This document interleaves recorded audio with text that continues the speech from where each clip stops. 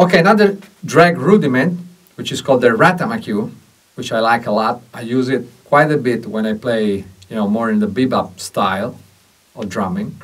His name is after the way it sounds. Shagadadan, da-da-da-da, Ratamacue, Ratamacue. It's with a 3-plate. There's a drag at the beginning.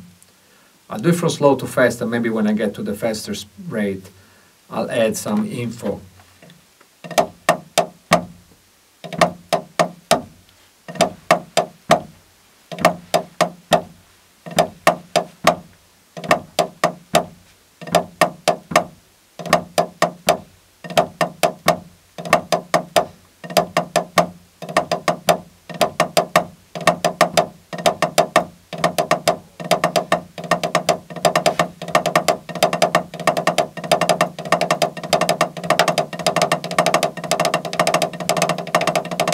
Up to this point, it still sounds kind of in a military way.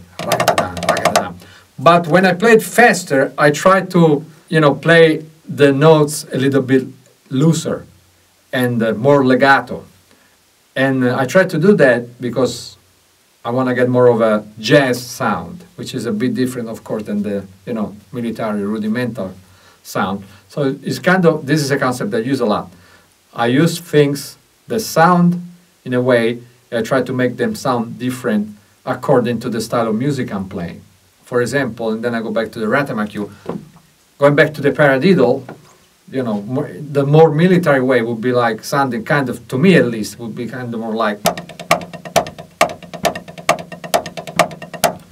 But that's not very jazzy to me, to playing like ba-dang, dang, a-dang, spang, a-lang, dang, a-dang, a-dang. Now all of a sudden we are in a military field here. Like the way I would use a paradiddle in a more jazzy way, one of the ways. To me, it would be more like.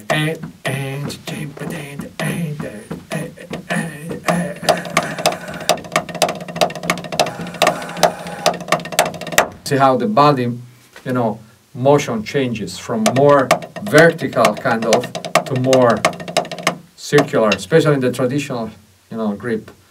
My hand starts to do this. A great example is when, Ged plays his paradiddle-esque stuff between the hi-hat and the snare drum. These paradiddles and double strokes, but it sounds totally different.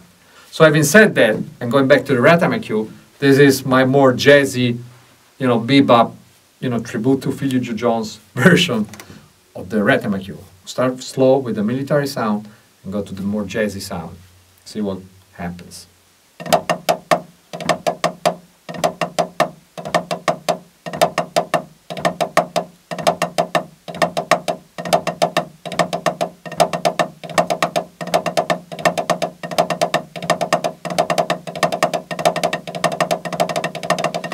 More legato.